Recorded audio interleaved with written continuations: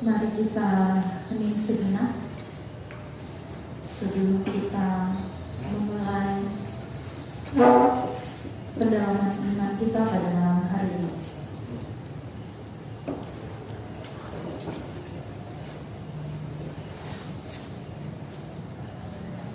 Lagu pembukaan.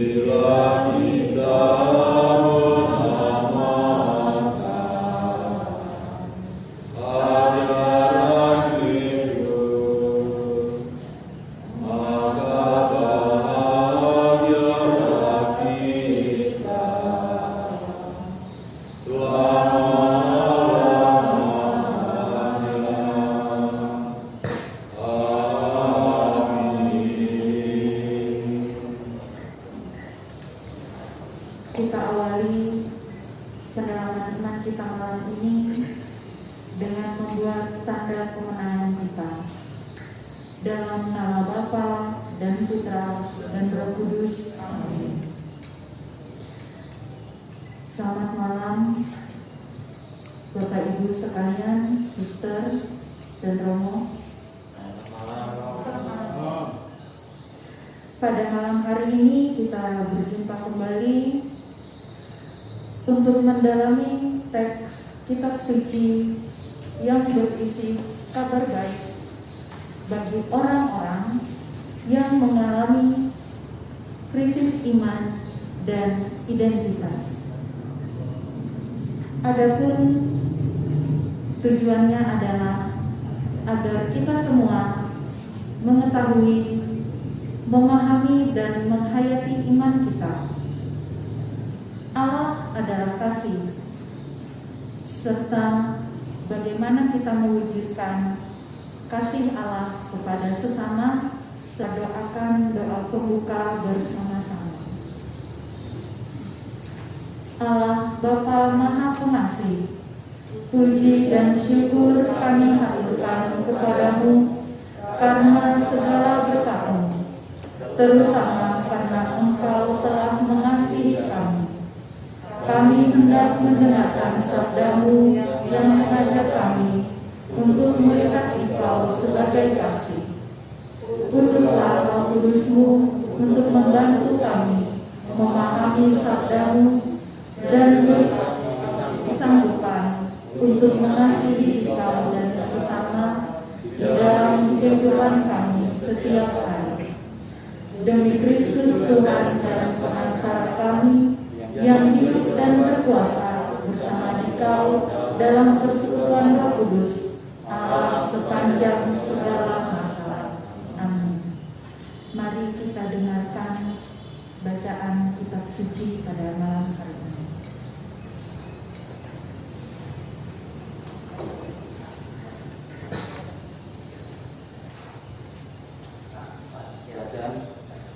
Bacaan kitab suci diambil dari surat pertama Rasul Yohanes bab 4 ayat 7 sampai dengan 21. Saudara-saudaraku yang terkasih, mari kita saling mengasihi, sebab kasih itu berasal dari Allah. Dan setiap orang yang mengasihi lahir dari Allah dan mengenal Allah. Barang siapa tidak mengasihi, ia tidak mengenal Allah, sebab Allah adalah kasih.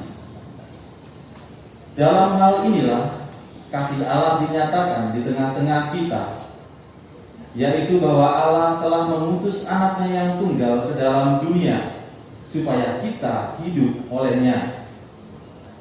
Inilah kasih itu, bukan kita yang telah mengasihi Allah, tetapi Allah yang telah mengasihi kita. Baik, Bapak Ibu sekalian, kami mengajak Bapak Ibu Suster untuk membaca kembali bacaan kitab suci yang baru saja dibacakan dengan beberapa pertanyaan panduan untuk perenungan pribadi. Siapakah Allah yang diperkenalkan dalam perikop ini? Bagaimana Allah mengasihi manusia? Mengapa kita harus mengasihi sesama? Mengapa di dalam kasih tidak ada ketakutan? Apakah yang harus kita lakukan setelah kita dikasihi oleh Allah? Sekali lagi silakan kita membaca.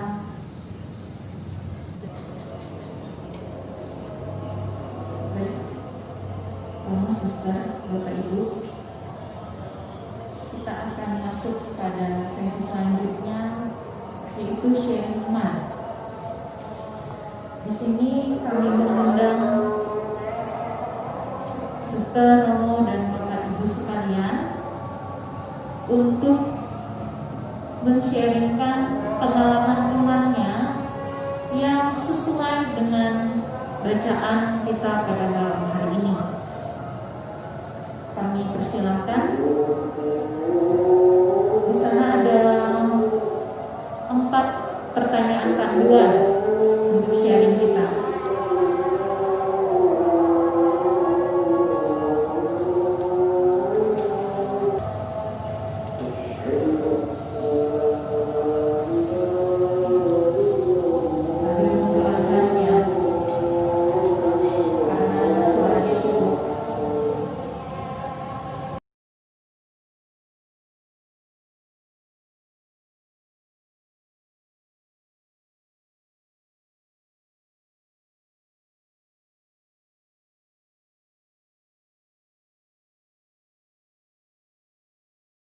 Jadi jelas bahwasanya Allah adalah kasih, ya.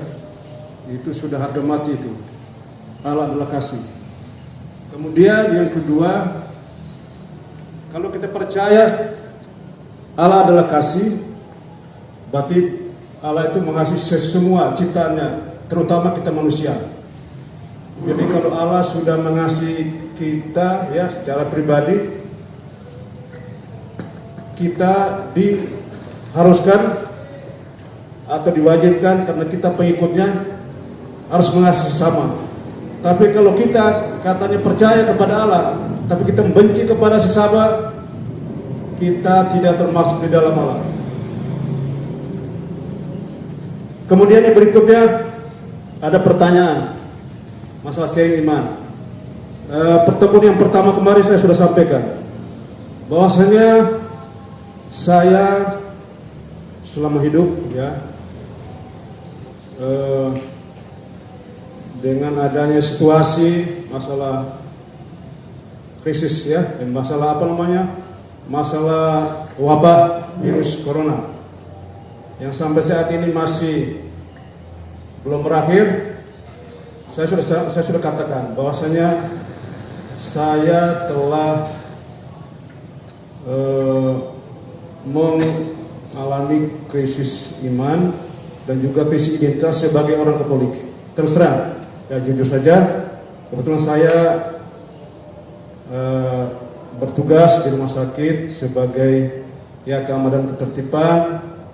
Lalu sebetulnya tujuan saya awal adalah kalau saya di rumah sakit, pertama artinya ya untuk mengisi aktivitas saya daripada di rumah kan, karena kita sudah purna kan. Dan juga di sana saya bilang kalau saya di rumah sakit bisa membantu orang selama saya masih diberikan umur oleh Tuhan, ya kan.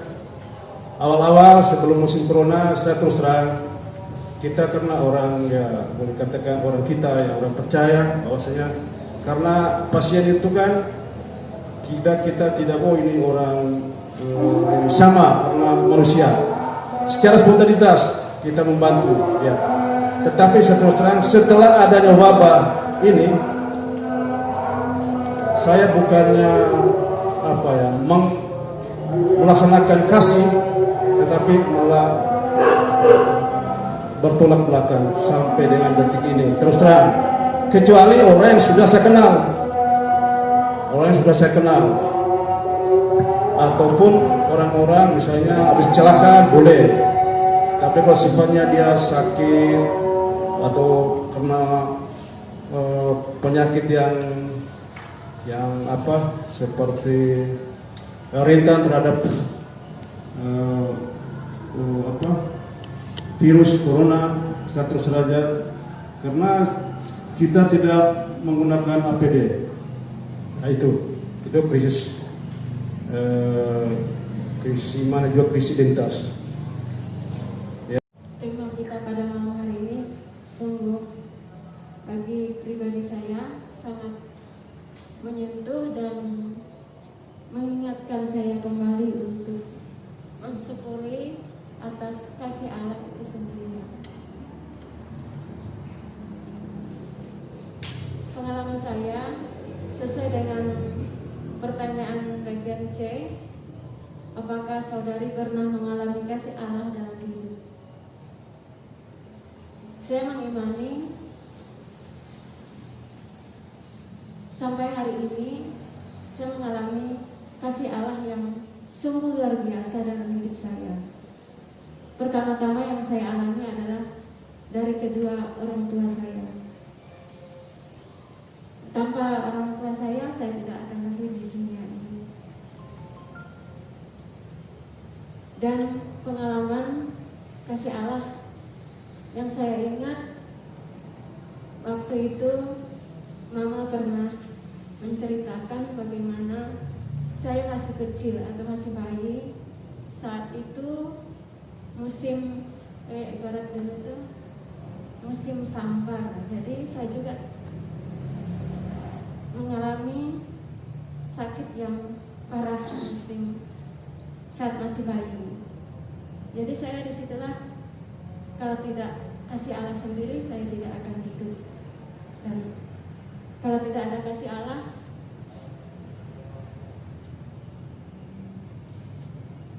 dia juga tidak menghadirkan orang tua saya yang sangat perhatian. Saya mengenal mama saya itu sungguh itu lengket. Nah, jadi saya di situ mengalami kasih Allah dari orang tua maupun dari Daun Pisang itu juga berjasa dalam hidup saya. Itu yang sungguh luar biasa. Dan sampai hari ini juga karena kasih Allah sehingga saya juga bisa hadir di sini dan dipanggil juga untuk menjadi suster SPM. Nah, itu juga saya imani adalah sebagai kasih Allah yang luar biasa dalam hidup saya, sehingga banyak saudara yang saya jumpai. Kalau tidak jadi suster mungkin saya tidak sampai di Kota Baru ini. Nah, itulah berkat kasih Allah yang saya alami yang Allah itu adalah kasih sendiri, dan semoga kami dan saya juga boleh saya bagikan kasih yang Tuhan berikan kepada saya. Kemudian saya juga pernah mengalami krisis iman. Mengalami krisis iman ketika saat itu masih usia. Saat mendengar kabar bapak saya dipanggil Tuhan, saya di situ mengalami, oh Tuhan itu tidak adil. Saya memberontak dan marah dan sebagainya. Mengapa begitu cepat bapak saya dipanggil? Saya tidak bisa menemani, bahkan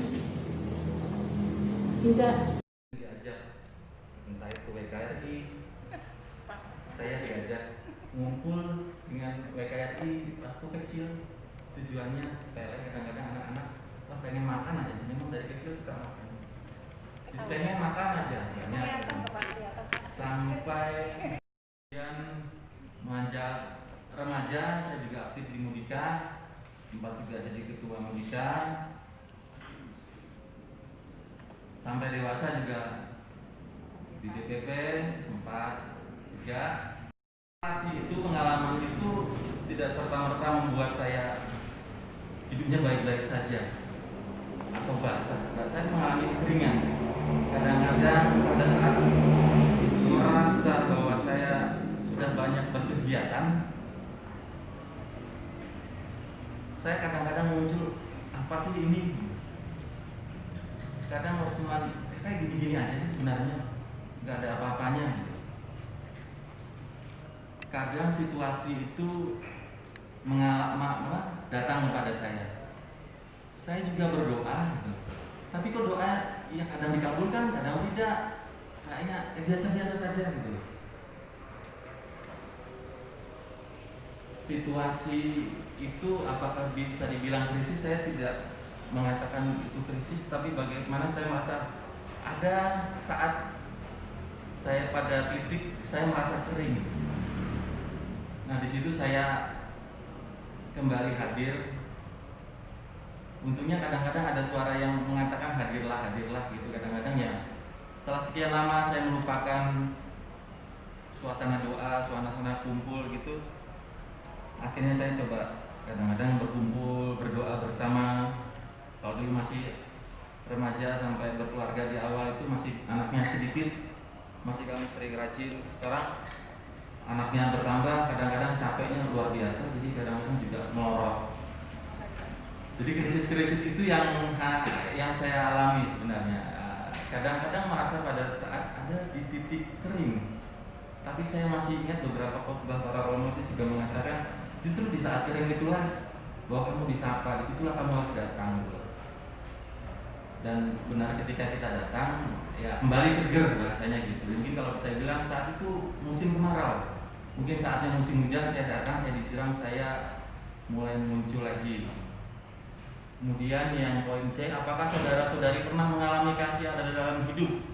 Kalau ini saya katakan setiap hari saya mengalami kasih Allah dalam hidup. Seperti pengalaman suster tadi, bahwa pengalaman dicintai oleh keluarga, orang tua, bahkan merasakan bahwa kekeringan, krisis ketika sempat orang tua dipanggil. Karena pengalaman itu, saya merasa dicintai juga dalam keluarga saya. Saya dibesarkan dengan cinta juga. Bahkan saya itu boleh dibilang anak yang dekat dengan ibu saya sebenarnya juga. Saya sempat membatin dalam hati, orang yang dekat dengan saya kalau nanti dipanggil Tuhan rasanya kok gimana gitu ya, siap nggak ya? Itu sempat bergejolak dalam hati saya. dan mengetahui bahwa ibu saya sakit waktu itu, di situ saya sudah mulai menyiapkan diri saya untuk menguatkan. Tuhan bantu saya, ibu saya sakit. Dan pengalaman ibu saya yang sakit lama itu membuat saya harus memperhatikan sungguh beliau. Mulai dari batu licin, kami merawat dia. Kebetulan adik saya juga seorang perawat. Waktu itu tugas di Cilincing, saya menghubungi susternya untuk ikatan dinas tolong disedot dulu karena dia harus bantu ibu saya. Maka saya menghubungi suster untuk menghentikan ikatan dinasnya, bantu ibu saya untuk merawat ibu saya.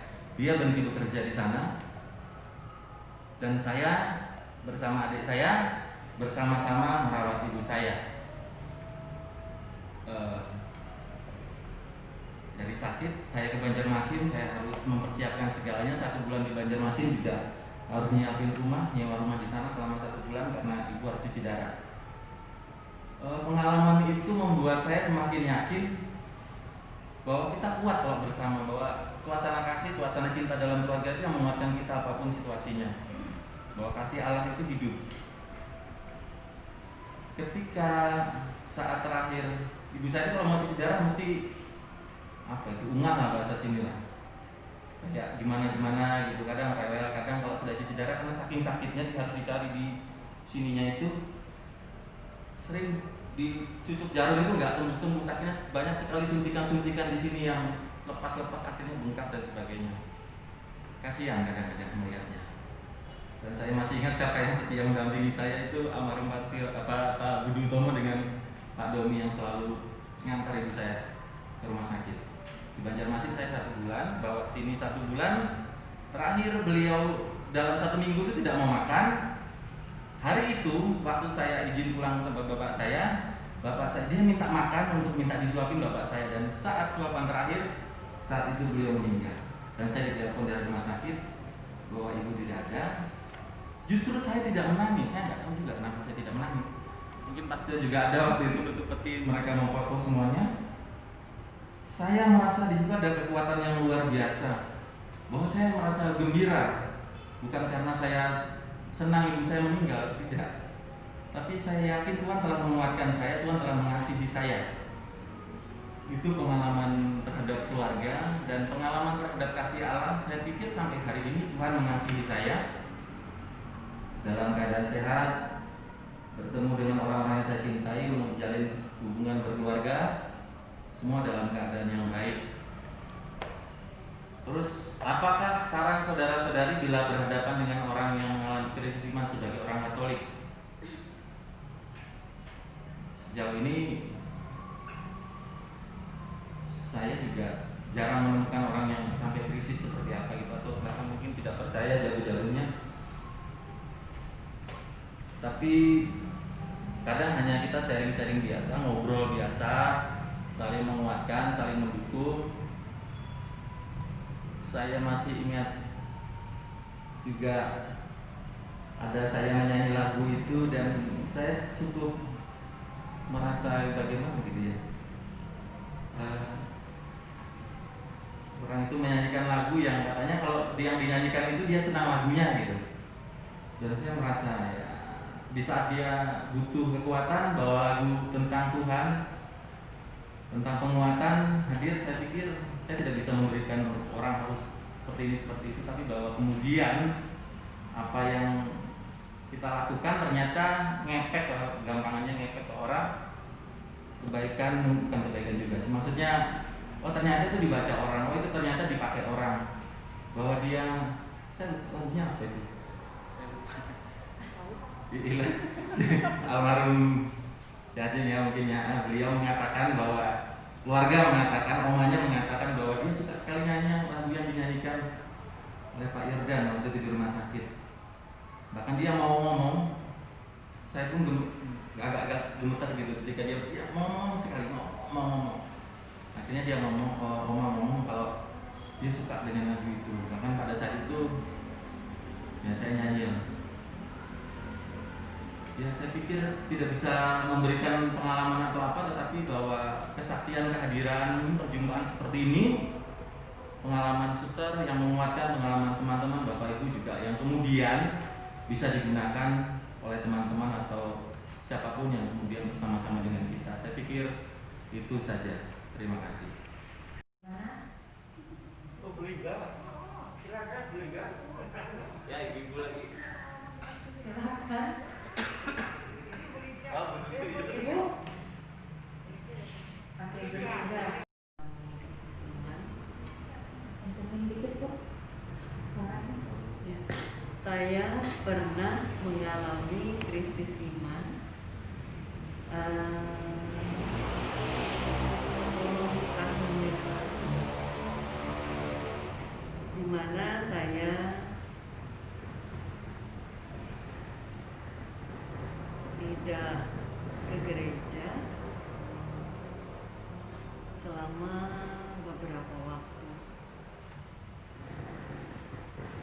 karena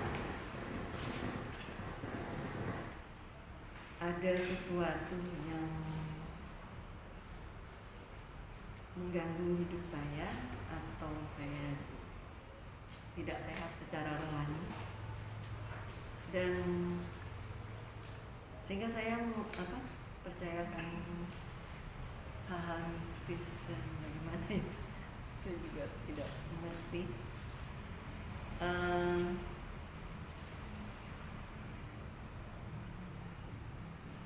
Dan waktu itu setelah beberapa waktu saya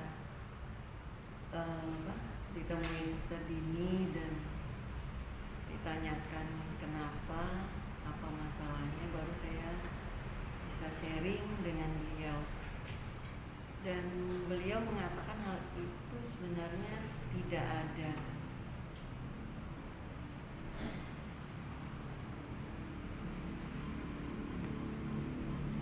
Dan saya sedikit demi sedikit itu percaya, terus saya bisa ke gereja, meskipun pada saat saya lama tidak gereja, terus itu saya ke gereja ada mengalami seperti penolakan seperti itu, dan rasanya itu saya mulai mau keluar gitu.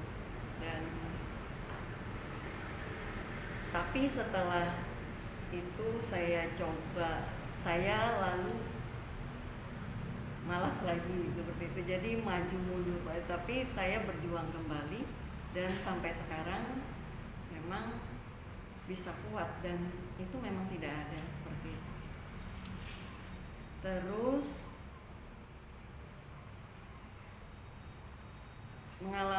pernah mengalami kasih Allah dalam hidup, ya. Saya mengalaminya setiap hari, setiap waktu, dengan penyertaan kasih-Nya, dengan bisa menjalani hidup dengan keluarga-keluarga yang mengasihi dan menyayangi saya, terutama juga ibu saya. Dan saya pernah juga dirawat di rumah sakit waktu itu sakit, dan ibu saya yang mendampingi saya di rumah sakit, menemani saya. Kemudian saran saya bila berhadapan dengan orang yang mengalami krisis iman sebagai orang Katolik, ya,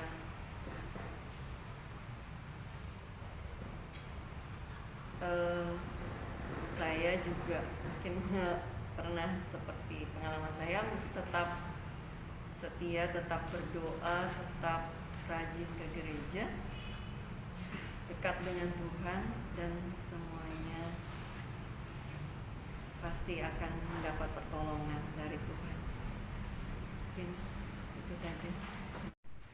Karena secara tidak langsung kita itu saling menguatkan melalui sharing tadi, berbagi pengalaman bagaimana kita menghadapi waktu-waktu terakhir orang-orang yang kita cintai, dan bagaimana cara kita menghadapi sesama yang mengalami kekeringan tadi. 7 sampai 21.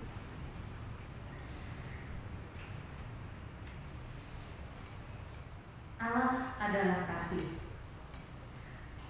Apabila kita lihat lagi bacaan hari ini, ada kurang lebih 5 kali penekanan kasih Allah dan Allah adalah kasih. Itu berulang-ulang. Kalau kita baca tadi itu berulang-ulang muncul. Dia kerap kali muncul di sana. Jadi selain itu, perikop panjang ini nanti tadi bisa kita bagi menjadi 3 bagian penting. Allah adalah kasih itu terbagi lagi menjadi 3 bagian penting. Yang pertama adalah mulai dari ayat 7 sampai dengan ayat ke-12. Di sana Yohanes mengajak kita untuk saling mengasihi karena Allah itu adalah kasih. Yang kedua adalah ayat 13 sampai dengan yang ke-16. Orang yang percaya akan kasih Allah akan bersatu dengan Dia. Dan yang terakhir adalah kasih Allah akan sempurna di dalam kita jika kita percaya pada hari penghakiman. Mari kita lihat pada bagian perikop yang pertama. Yohanes mengajak kita untuk saling mengasihi. Nah, kasih Allah kepada manusia itu adalah kasih yang paling agung. Kasih yang bukan kita dapatkan karena kita telah melakukan kasih itu terlebih dahulu. Jadi kasih dari Allah itu adalah rahmat, adalah karunia bagi kita. Nah, karena kita sudah mengalami kasih Allah, maka kita pun dituntut untuk saling mengasihi sesama kita. Dan ada 2 tanda orang yang mengasihi. Yang pertama adalah kita ingin melihat orang yang kita kasihi berbahagia. Allah pun demikian. Allah ingin kita juga bahagia. Yang kedua, berani berkorban demi kebahagiaan orang yang kita kasihi. Allah juga melakukannya jauh duluan daripada kita. Karena Allah ingin melihat kita bahagia, maka Allah berkorban. Dia memberikan putranya yang tunggal untuk menebus dosa-dosa kita.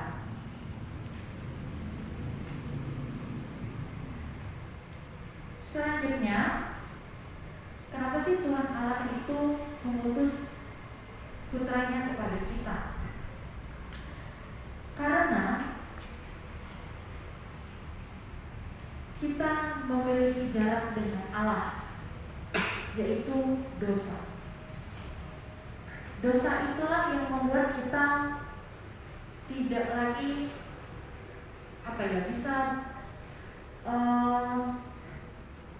bisa langsung untuk bertatapan muka dengan Allah. Maka walaupun kita berdosa, Allah tetap mengasihi kita, sehingga Ia memberikan putranya untuk menyelamatkan kita. Di sana Yohanes juga mengingatkan kita, jikalau Allah mengasihi kita dengan sedemikian rupa, maka haruslah kita juga untuk saling mengasihi. Jika para anggota jemaat saling mengasihi, maka Allah hadir di dalam jemaat. Kita langsung masuk lagi pada poin yang kedua, yaitu pada ayat 13 sampai dengan ayat 16. Yohanes menginginkan kita untuk bersatu dengan Allah. Bagaimana caranya? Allah memberikan kita Roh Kudus sehingga kita sangat tahu dan sangat sadar bahwa Allah tinggal di dalam kita. Pencurahan Roh Kudus itu mendorong para rasul dan kita semua untuk memberikan kesaksian bahwa Allah mengutus Yesus putranya untuk membebaskan kita dari dosa. Allah tinggal dalam diri orang-orang yang percaya. Kasih Allah itu nyata. Segala yang dilakukan oleh Allah adalah laku kasih. Maka konsekuensinya adalah setiap orang yang berada di dalam kasih harus melakukan tindakan kasih. Dan yang terakhir adalah Yohanes mengajak kita percaya pada hari penghakiman. Hari penghakiman itu kalau saya langsung sesuatu yang mengerikan bagi saya. Tapi ternyata di sini Santo Yohanes mengatakan, kalau kita telah berbuat kasih, berbagi kasih kepada sesama, kita tidak perlu takut. Seharusnya kita siap dinilai oleh Allah. Penghakiman adalah saat Allah menyatakan kita sebagai orang yang benar. Allah tidak menunggu manusia mengasihi dirinya dan baru kemudian Ia mau mengasihi kita. Artinya kasih Tuhan itu tidak berbatas. Dan Dia tidak menunggu kita mengasihi dulu baru Allah mengasihi kita.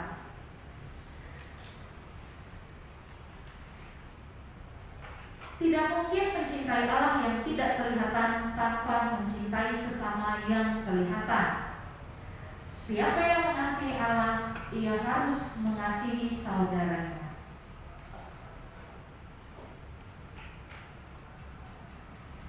Kabar baik bagi kita semua adalah Allah adalah Allah yang mengasihi manusia dengan tanpa batas dan tanpa menunggu balasan dari kita. Orang yang beriman adalah mereka yang menyadari bahwa mereka dikasihi Allah. Pengenalan diri dalam hubungan kita bersama Allah akan mendatangkan kebahagiaan dan kegembiraan.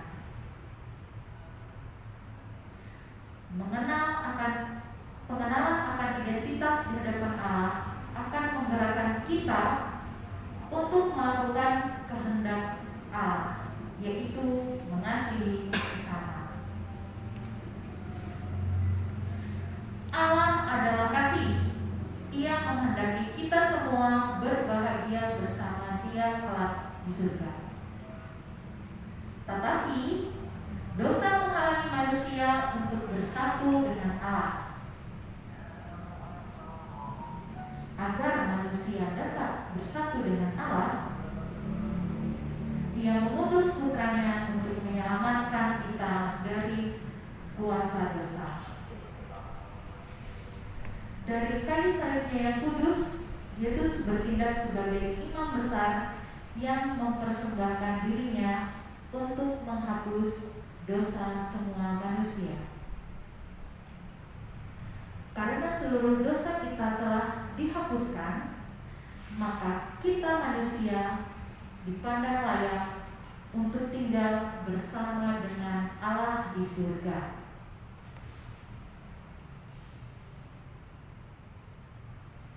Di hadapan Allah yang penuh dengan belas kasih, kita adalah orang yang lemah dan memiliki kecenderungan untuk melakukan dosa terus-menerus. Namun jika kita dikuasai oleh dosa secara terus-menerus, maka kita tidak akan dapat hidup abadi bersama Allah.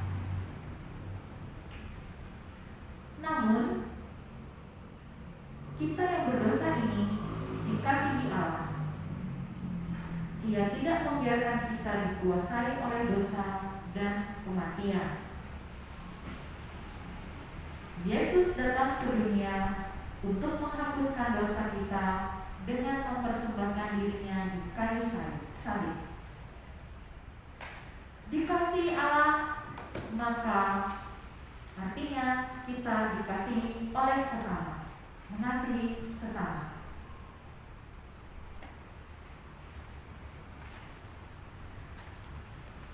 Mari Bapak Ibu, Suster dan Romo, kita masuk pada doa-doa permohonan kita. Marilah kita berdoa.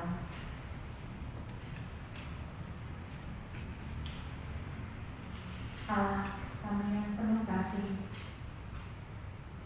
sungguh kami sangat bersyukur atas segala berkat dan rahmat-Mu yang tak terbatas kepada kami. Kiranya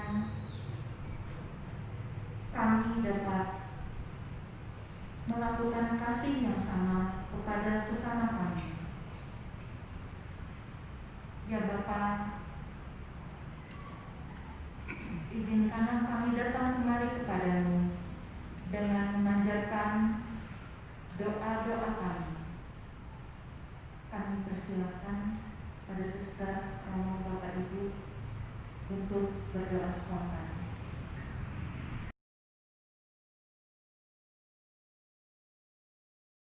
Yang hari ini kami sungguh mengalami kasih-Mu, tapi kami kurang mampu untuk memberikan kasih kepada sesama. Maka kami mohon ampun atas dosa dan kesalahan yang kami lakukan sepanjang hari ini. Ya Tuhan, buatlah kami untuk tetap setia kepadamu dan penuh kepercayaan bahwa kami sungguh mengandalkan Engkau. Kiranya kasih-Mu yang besar melampaui segala kelemahan, kesalahan dan dosa kami.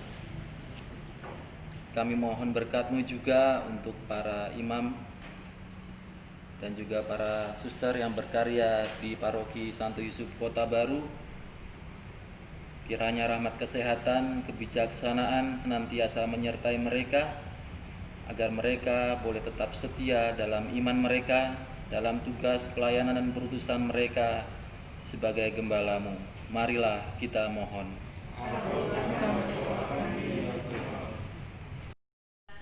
Sehingga kami dapat hidup, kami dapat hadir di sini untuk mengikuti pertemuan pendalaman iman yang kedua.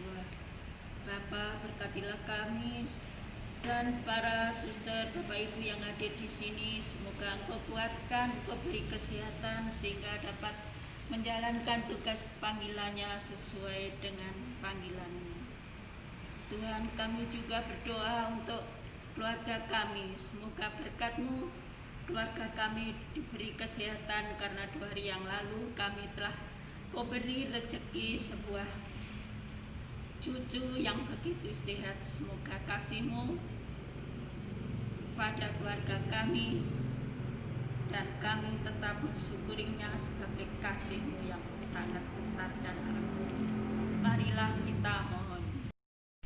Engkau mengutus putra-Mu Yesus Kristus agar kasih-Mu menjadi nyata dalam hidup kami. Semoga karena karunia kasih-Mu itu kami mampu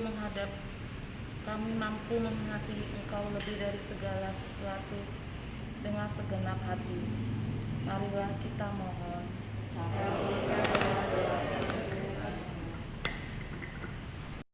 Kami satukan doa-doa kami pada malam hari ini dengan doa yang diajarkan oleh Putra-Mu sendiri.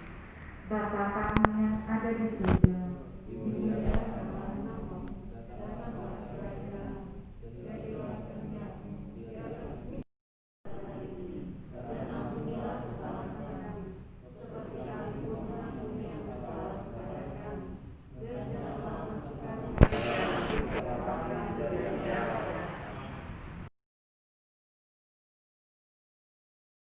Siapa di antara kita yang bertengkar, silakan membuat rekonsilasi pribadi dengan orang-orang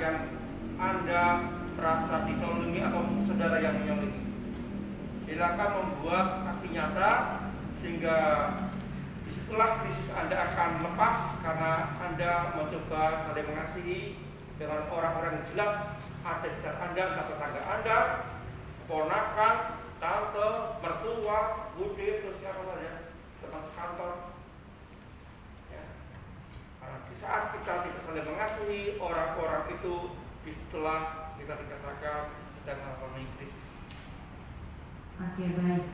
Jadi menyelesaikan permasalahan di antara Anda sekalian. Secara jantan lah menyelesaikannya. Ya. Boleh.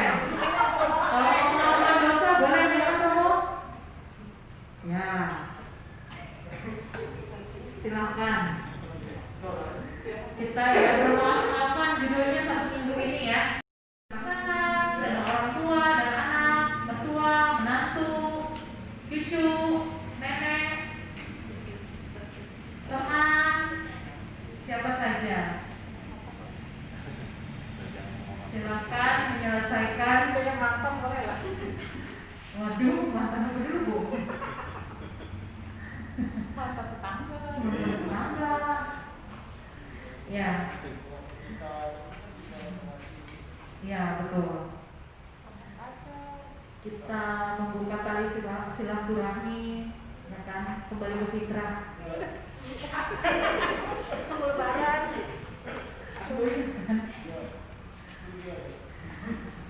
Baik. Terima kasih atas kehadiran Bapak Ibu Suster dan teman sekalian. Kita baru saja menyelesaikan pertemuan yang kedua. Minggu depan kita akan masih berlanjut ya, dan akan selanjutnya. Mari kita ambil posisi berdoa. Kita akan mengakhiri rangkaian kegiatan kita pada malam hari ini dengan doa penutup dan berkat dari Romo. Marilah kita berdoa. Allah Bapa yang Maha Pengasih, kami bersyukur atas sabda-Mu yang telah kami dengarkan dalam pertemuan ini. Kami mohon, bantulah kami dengan Roh Kudus-Mu agar kami dapat mengasihi sesama sebagai wujud kasih kami terhadap-Mu. Demi Kristus Tuhan dan pengantara kami. Amin. Semoga kita semua senantiasa dilindungi, dibimbing dan diberkati oleh Allah yang Maha Kuasa, Bapa dan Putera dan Roh